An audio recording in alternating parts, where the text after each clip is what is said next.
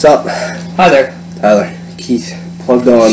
We're here. We are going to be going over our favorite TV of 2017. What are the best shows of the year? We're also going to do our top 5 episodes. You blazed through it, so I couldn't do my joke. My favorite TV of the year is the one in my room. That's not a funny joke. Just the way you said it. What's your favorite TV? I'm like, well, it's mine. Mine's my favorite TV. Yeah. Well, yeah. But we're going to talk about like new seasons and all that jazz, and also our favorite episodes of the year. So yeah, it's gonna be fun. We're going to start with what are the best shows. We have 5. 5. We're doing top 5. Start it off. At number 5, I have The Defenders. I really liked what The Defenders did in a lot of ways. It's the culmination of just about everything Marvel was trying to do with their Netflix shows. And even though it does have some rocky spots in there, I think they pulled it off very well, being able to balance 4 characters, storylines, plus all the support characters from all their shows and bringing them all into a nice little 8 episode arc, and it works out. And I for the most part I like it. So, yeah. Cool. Number 5, I have American Vandal. So this released recently on Netflix, and it's an 8-part documentary, you could say, in quotes. It's filmed as a documentary, basically, at this high school. 27 cars are spray painted with dicks, and they're trying to figure out who did it. This one kid gets accused. They're trying to figure out, did he actually do it or not? And they get into just a lot of crazy stuff, like time per dick, and voicemails and all kinds of just stuff. It is absolutely hilarious, and I loved it from start to finish. I usually don't really binge things too much, but this one I watched very, very quickly because they set it up very well, and it's only like half an hour episodes and everything. It's good. I don't know what they're going to do with season 2, but everybody's performances were just hilarious. Number 4, I have season 6 in the final season of Teen Wolf.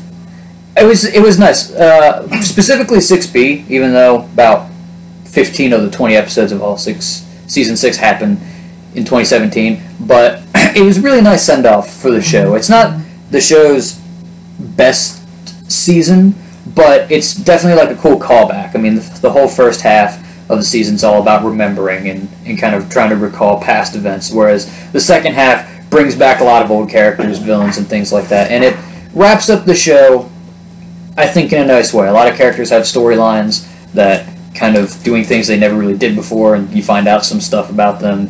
And it's just really... And it was the best way for the show to end. And I liked it, and it doesn't have like a, we win, everything's, A-okay kind of ending. It's kind of like, yeah, we won this battle, but there's still a lot of stuff going on, and I really like that. And it was, like I said, it was just a nice send-off to what I think was a great show. So, Number 4, I have Stranger Things 2, you could say. This season's phenomenal, and the whole going into it, you're like, well, are they going to be able to capture that magic that they captured with the first season? I still like the first season more, just because I thought it was a little bit very special, but at the same time, when you're watching the second season of Stranger Things, it hits you of like, fuck, these characters are written so insanely well. The acting is so, incredible from, literally everybody on the cast, from the kids to Hopper. I mean, everybody is phenomenal. And then there's just so many moments of mystery, but then they have those moments of mystery, but they balance it very well with this just incredible character moments, that just really, and that's what stands out in season 2 to me more, is not really the overall mystery as much as some of the character moments do. It's not a perfect season. Most people point out episode 7, but still, it is phenomenal fucking TV. It's a show where I'm like, I want to watch it as soon as it comes out, I want to watch it as quickly as possible, but I don't at the same time because then it's like, well now it's a long time until the next season. It just has one of those effects. Number 3, I have The Punisher. I think The Punisher might be if not the best, one of the best things that Marvel's done with their Netflix stuff. It has such a character to it that kind of almost gets lost in things like Daredevil, whereas Daredevil has a good amount of character. It kind of loses that sense of plausibility, whereas The Punisher, like, in a lot of ways, is a completely plausible thing that could have happened. And it took, the origins of Frank Castle, which they kind of already covered in Daredevil Season 2, and they expanded upon it and almost made it, like, I was like, oh, they're doing this again. At first I was like, oh, they're doing this again. But then they make it so personal, and they add so much backstory, and they give Frank and the ability to spread his wings so he can flourish as a main character, and I just think it works perfectly. Jon Bernthal is like the perfect choice to play the Punisher, and from everything with Billy is being a great villain, and Karen, for how she's in the show, does great, and even like some of the side characters like David and Agent Orange, they're just everything is done really, really well. I really like the Punisher, and it's nice to see that Marvel has a gritty side, because this show gets gritty as all hell. Yes. Number 3, I have the 3rd season of Better Call Saul. I think this is probably the best season of this show that they've done, and the thing with this show is you're always wondering how it's going to fully tie into Breaking Bad. So every season it gets further and further and closer to that, and it's just it's the only show I feel like I can watch actually on TV anymore. Like Netflix and Amazon and stuff, they kind of ruin you of like, well, I can watch it on my own time. I can watch all of it in a day if I wanted to. There's no commercials, blah, blah, blah. But Better Call Saul is just so well acted and well written from, Vince Gillian and then Bob Odenkirk and Michael McKean are just fucking incredible in this. Jonathan Banks is awesome. In the way, it's mostly, yes, it's about Jimmy becoming Saul that you see in Breaking Bad, but there's also, how did Jonathan Banks' character Mike get involved with what he's doing with Gus, and then they start intertwining, and it's fascinating. I think Better Call Saul, when it's all said and done, could honestly stand up to Breaking Bad. It's phenomenal, and this season was great. And number 2, I have Stranger Things Season 2. I really like it for all the reasons that Tyler talks about, but I like how they not even just added better character moments, but they explored different characters in a different light, and also explored different relationships from Eleven and Hopper, and like their dynamic, which is really cool, to Dustin and Steve, which is another cool dynamic, and then of course looking at Nancy and Jonathan, Nancy and Steve, and things like that. They do that very, very well, and I just think that like the additions of Max was great, and her older brother, though maybe not so much an important storyline in the main scheme of things, that was a nice little side touch to put in there. And it's like, yeah, how do you do Stranger Things Season 1? This was probably the one season of TV that came out this year that I was the most worried about going in, of like, what are they going to do? And they knocked it out of the park, in my opinion. Yeah, and what I like about that, too, is now we know that, like, yeah, this show's just going to be great. Yeah. It wasn't just a one-off. That first season was super great, Yeah. It's going to probably be good for me until the end. Yeah. Number 2, I have The Punisher. I think this is the best Marvel Netflix show, like, hands down. This show, and what I agree with you of, like, this show just feels a lot more real than any of the other ones do. I think the first season of Daredevil is really good at doing that, but then the second season bringing in, like, the hand and stuff, and, like, that stuff's good, but, it starts to get a little bit, like, comic booky out here sort of stuff, whereas The Punisher just felt like a real show. It almost doesn't even feel like a Marvel show, like, at all. Yeah. It's just this dark, gritty story, and Jon Bernthal just fucking kills it as the Punisher in this. And there's so many just amazing moments, and I think the thing that really drives this show to be so great is the relationship between Frank and David. Like, that's the best part, because those two don't see eye to eye. They never saw eye to eye 100% throughout the entire show, but they knew they needed each other, and yet they found a way to work together. And I liked what they did with Billy as the villain, because yes, he's not like this super strong villain, but I think his connection to Frank, that they used to be best friends, is what makes that work really well.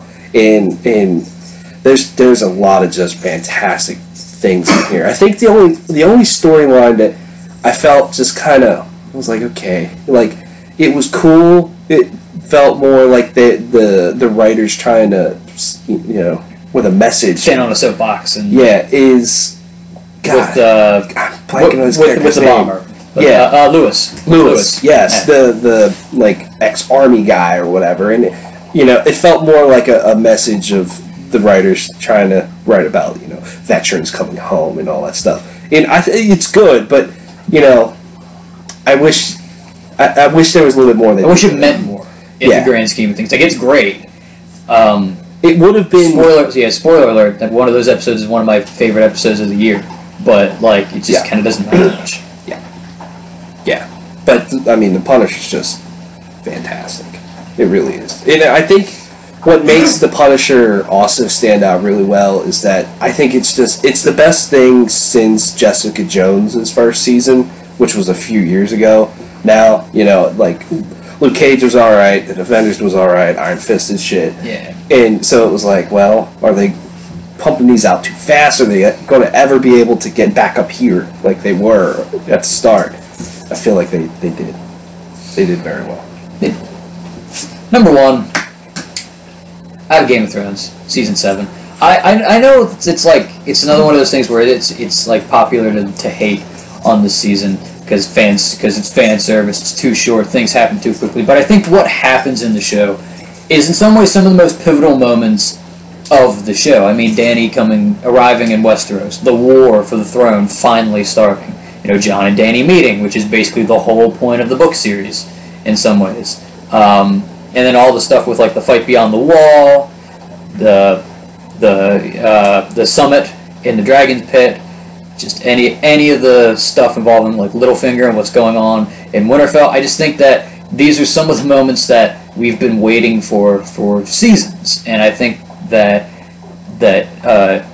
D.B. Weiss and David Benioff have figured out the best way to go about this, and it's definitely, I'm still super stoked and can't wait until 2019 when season 8 comes out, because that's just going to be a blast. But I think they did a good job, and also I just think that there wasn't really anybody as like a dud actor, like even Isaac, who plays Bran, like, he's kind of a wooden actor in some ways. Well, they just made it a part of his character, and it works, and it's like, there you go. And so I think that lot of big moments, and I just think it works. And I don't know if I've enjoyed a season of television this year as much as I did that. So, and my number one, I have the final season of The Leftovers. The Leftovers to me is one of the best shows of all time. It's only 3 seasons, but damn, is it 3 seasons of just some of the best writing and acting and directing that I've ever seen. In the way so many of these storylines wrapped up in The Leftovers is just perfect. The season finale is amazing. There's so many other just fantastic episodes littered throughout. And what I liked about The Leftovers is there was always so much mystery to it, but yet when they ended this show, they didn't really answer all of them. In a way, I just really like that. Like, they didn't over-explain everything. They left everything to a lot of interpretation, and Damon Lindelof just fucking annihilated this show. It was fantastic. And the fact that, he's doing a Watchmen show for HBO, that could be pretty fucking awesome. But this show's just amazing, and it's incredibly underrated. like incredibly underrated because there's so many just powerful, powerful moments in the show, and the way that it plays with religion, in politics, and so many other things is just fucking through the roof. It's amazing. The final season was just really good. So that's my number one. Yeah. Episodes.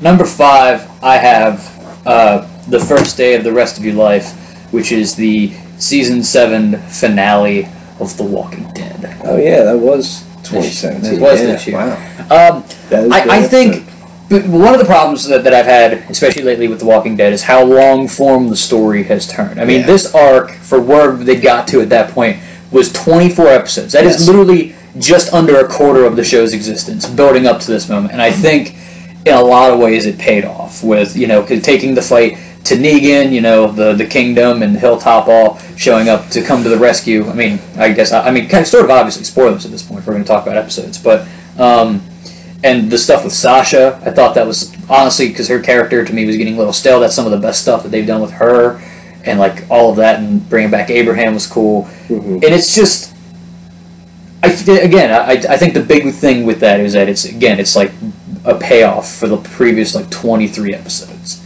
where season 6 isn't my favorite season of The Walking Dead, and season 7 has a lot of dips where I'm like, oof, but then this I'm like, all right, there you go. This is a bit more worth it. So yeah, it's the only time I've actually like really fucking been super excited watching The Walking Dead. Yeah, that was a great episode. It wasn't a 2017 episode, but the day will come when you won't be the premiere of season 7. Like, I still fucking love that episode. I know a lot of people don't because it's too violent. It's too brutal. But whatever. Go watch The Punisher and then talk to me. Yeah, exactly. Speaking of which, I have number 5. I have Home from The Punisher.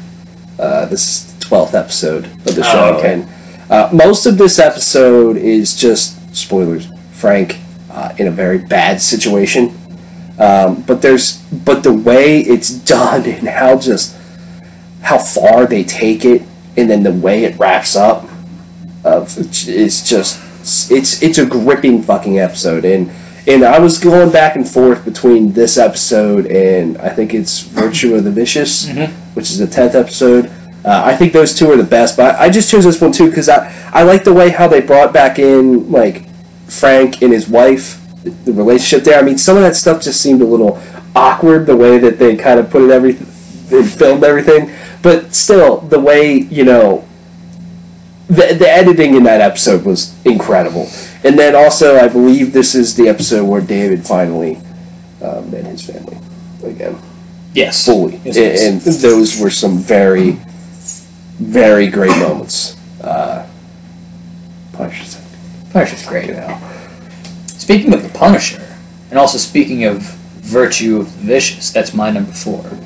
I liked a lot of this episode because, for a couple of reasons. One, I love the editing of the episode, in which how you're kind of learning about what happens from different points of view and from different angles and things like that, which is super cool. Again, it's more of Frank and Karen, which is some of the best stuff. But of The Punisher, I think it just kind of sucks that it's very underutilized throughout season 1 of The Punisher. And then also, I mean, this is where, I mean, again, slight spoiler, the big reveal is where at least Frank finds out that Billy was involved with his family's death, and there's a lot of stuff. And same thing with Agent Madani. She finds out as well, and it's like, oh, and it's just super cool because it's very choppy. You're cutting back and forth with flashbacks and things like that, and seeing what happens, and I just think it works. It's a different kind of editing style. I like episodes that do that, where you kind of jump around, you find out about pieces of what happens over time. I'm a fan of that kind of editing. So, yeah. At number 4, I have The Gate. Stranger Things. I think there's plenty of great episodes in Stranger Things that someone could pick. The Spy is another one that's really good. But I chose The Gate because it has my favorite moment of the season, and that's between Eleven and Hopper on the way to the lab place, whatever the fuck it's called. And that stretch of time there between those two of just going back and forth. Hopper like, I fucked up, and blah blah blah. I can be an asshole, and all this stuff, and just seeing how much he truly cares about her. That's the moment that stands out to me with Stranger Things season 2. When people bring that up, that's instantly the moment that I go to. It's just an incredible moment between the two of them, but also the very end of it at school. It's great. Lots of great moments there as well, and also the acting from Will is from amazing. Noah Schnapp. Yes, a phenomenal young actor. Yeah, in the way that all went down with him, very good. I mean, it's a good episode. My number 3 is The Gate from that. So I'll try to wrap this up quickly. I like the stuff that I also liked. It has probably one of my favorite funny moments from the show, which was the very beginning of the episode when Billy shows up to the Wheeler house. Yeah, he's like flirting with Nathan. I'm like that's a great moment. The whole thing where he shows up to the buyer's house and the whole altercation there is also another great moment. And just like, yeah, I enjoyed all the little aspects of the episode. There was a nice little at the end. Hopper and God, what's Winona Ryder's character's name? The mom. Yeah. What's her name? Damn it! Whoa. Oh, it's just gonna bug me. But they have a nice moment. Joyce. Yes. They have a nice moment there at the end of the episode, especially with what happened a couple episodes before. And yeah, there's just a lot of little. There's a lot again of little moments, especially like you alluded to there in the school. There's a lot of little moments that I think sell the episode. And yeah, so this episode's great. Yeah. My number 3, I have Good Day Melbourne from The Leftovers. And I think the whole back half of the last season is just perfect with this show. And, a lot of people point to the season finale, which I think is really good as well. But Good Day Melbourne got me because of how it plays with Kevin and plays with his mind, and also there's just this. I've never seen two characters and actors performing an argument so just viciously, and like you almost didn't want to watch it between Kevin and Nora towards the end of it.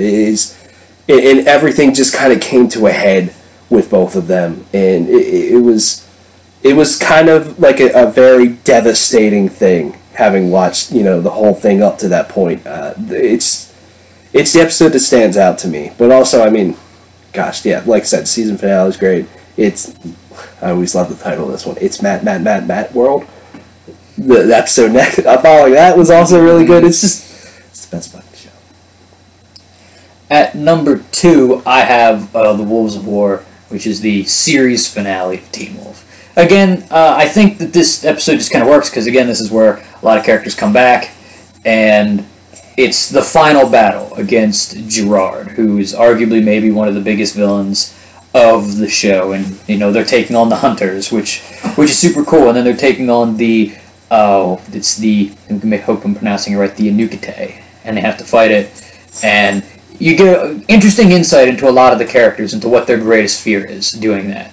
And this episode kind of captures the whole theme of the season, which is this fear, and also this fear of your neighbor, and that they're different from you, and that people who are different, we shouldn't have to deal with that. And there's a lot of current political, modern thematic similarities here, and I like that. And it's like, as I alluded to earlier, I just think that it was a nice send off. Everybody kind of got their screen time a little bit, and it ended in a way where it's not like, oh, we're gonna have a happy ending, all the bad guys are dead, and everything's gonna work out. It's like, no, there's still more fights to go on. So I guess they're leaving it open if they want to do more. But I think they're done. So, but I just for a show that I've been watching all 100 episodes, episode 100 is really nice, and it just fits nicely. Mm-hmm. At my number 2, I have Chicanery from Better Call Saul. This is by far the greatest episode of Better Call Saul, and the reason why is just because of how much just comes to a head in this episode. It's just like a whole 2.5 seasons of plot lines and everything kind of just does this in this episode. In the end, is just such a disturbing thing, and of like, wow, I can't believe that just happened in the way that it happened is great. And it put Jimmy against his brother, and a lot came out, and it was just perfect performances from everybody all around. One of the most gripping episodes of TV I've ever watched. At number 1, I have The Queen's Justice from Game of Thrones Season 7, the 3rd episode of the season. There are so many moments in this episode, jam-packed with things that are like nice tie-ins to things that used to happen. I mean, again, as I alluded to, this is the episode where you finally get the first face-to-face meeting between Jon and Daenerys, and you get to see these two personalities go head-to-head in a war of words, and it's nice to kind of look and see how both of them see their own sides of the story, and it's great. But I think more so, what is even better is all the stuff that happens elsewhere, especially Cersei finally getting revenge, basically on most of the people who have wronged her family, against Ilaria and Tyene Sand, and then also against Olenna Tyrell, and also the big reveal that Olenna gives, it was her that killed Joffrey and stuff like that to Jaime, and it's just all those moments are great. Plus, like, there's the Battle of Casterly Rock, which I thought was a very nice fake out, well done, and it's just, I just think that there's so many things that are just the payoffs for so much, or resolutions to storylines, and I'm like, this is really good stuff. And then a lot of the rest of the season, probably the rest of the show, are going to have to deal with the aftermaths of both the season and what happens in like the last 2 episodes in general, but like this episode does change things like dramatically, and I'm like, I like it. My number 1, I have The Spoils of War, Game of Thrones. Wow. And to me, it's the last, 30, 40 minutes? I don't even know how long the whole thing is. But the whole battle between Daenerys' army and Jaime's army, and how she totally caught them off guard, in how they filmed everything, and the ups and downs of the battle, and it's like, you watching it, and also because it's Game of Thrones, you're like, seriously, characters that have been main characters since the beginning of the show could potentially die right here. And it just was crazy to have something of that scale be on TV. And it's just like an ordinary, normal episode for Game of Thrones, but it's just this high adrenaline thing, and I mean, my heart was pounding watching it because it was just so fucking exciting. That's the episode to me for the year that I liked the most. Just because of how invested I felt in it, I was like, wow, this is constantly one thing after another with it.